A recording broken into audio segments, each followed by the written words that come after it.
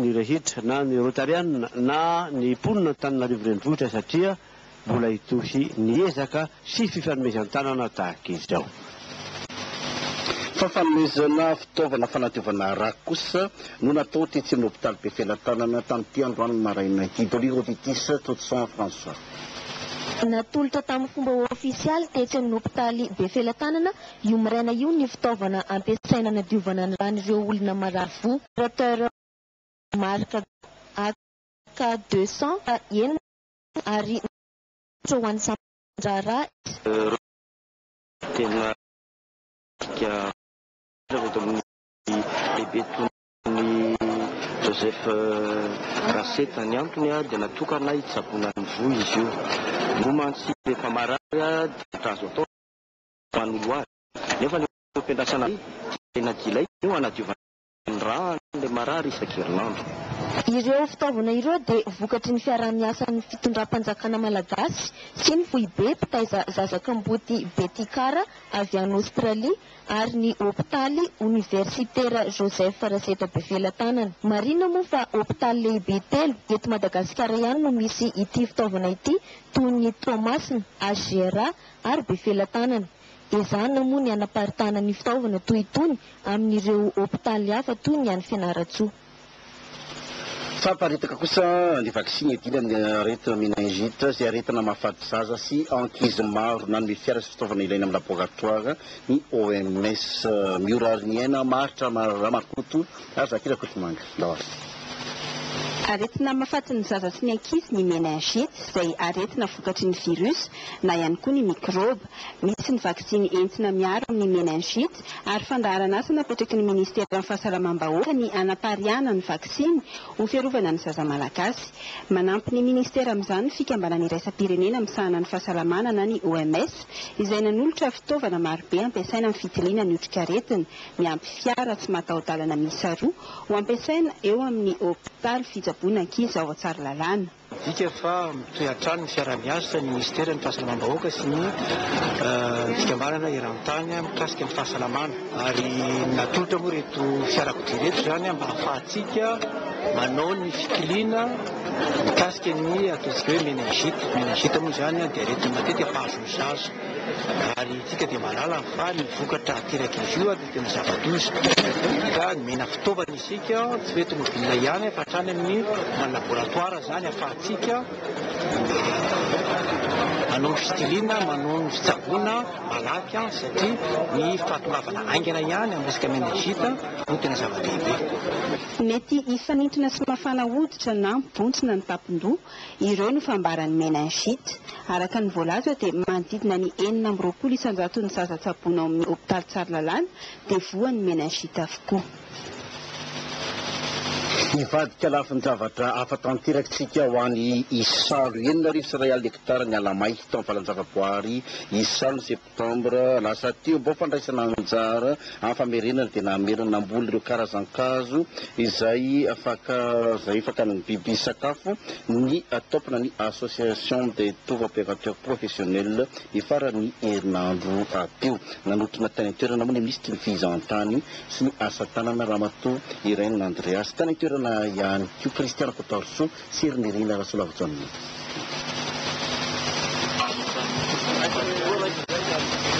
Voame, kily, asina, rotra, sakoa,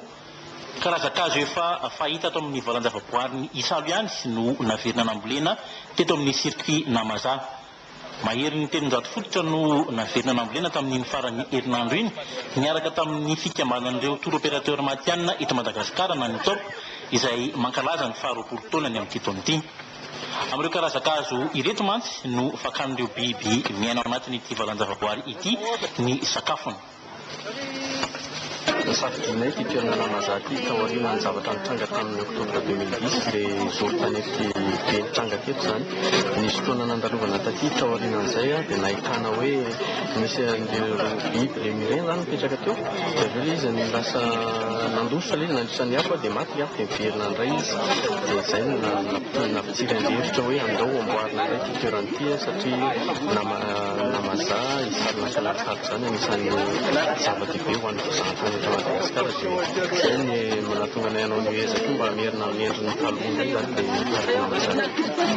Anisan'ireo toerana fizahantany folo mampidi-bola be indrindra ho an'ny fizahantany eto Madagasikara ny eto Isalo. Madagasikara izay mieritreritra ny andray fizahantany mahery ny roetsy amin'ny taona 2024 resaka fizahantany no jerena zany amin'ny taona iabitsiky ity karaha fanerasera amin'ireo tour opérateur mandray vahiny toy ny fandrarà amin'ny fizahantany moa zany itokana tsara ny perspektifika ny taona ary araky ny vinavina napetraka moa dia mahatratra any amin'ny 255,000 touriste mety ho raisitsika amin'ny taona 2009 Ohatrizana araka izany ireo hetsika fampafantarana ny Madagasikara any ivelany any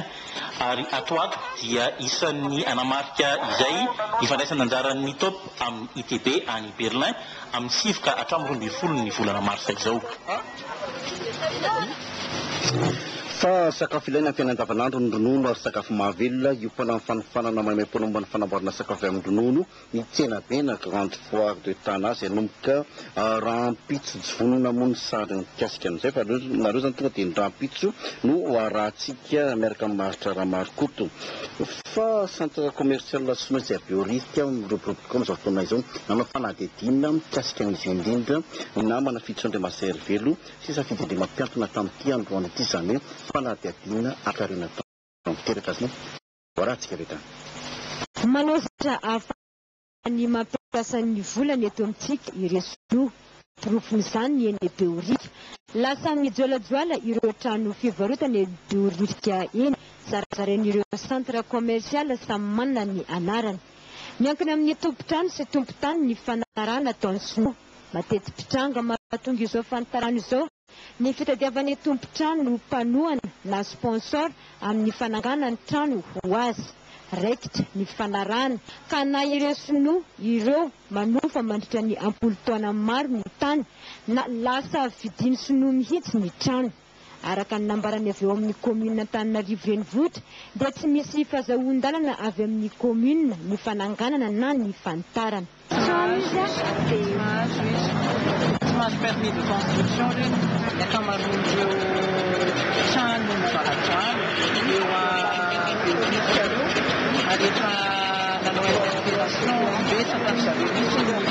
tanàna Antananarivo ny akamaroan'ireo ngava valonjaton'ireo tsy manana permis de construire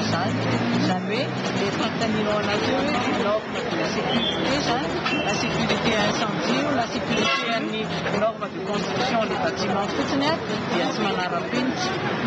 manomboka amin'ny tsidon'ity zany hoe tokony miomana zany reny olona rehetrarehetra tsy manara-penitra reny fa hoavy ny commune zany andray an'izay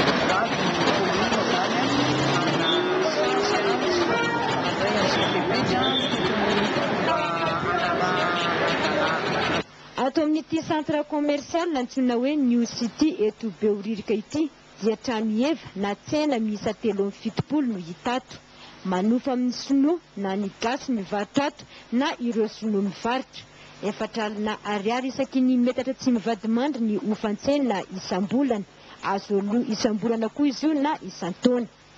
vola tsy latsaky ny 5 tapitrisa ariary araka izany no mihodina amin'ny centre commercial iray isam-bolana ofantsena ihany io ambonin'izay ny vola kirakirain'ireo mpivarotra izay manodidina ny 8 tapitrisa ariary isaky ny tsena ao anatin'izany ny fividianana entana any ivelany inazira izao dia isaky ny 2 volana izy no maka entana any Maurice sinono matamtanay dia milao saony io paromano mandeha maka entana mivelany fa entana tsy aitanareo maka entana Maurice dia lalàna maka entana indemidea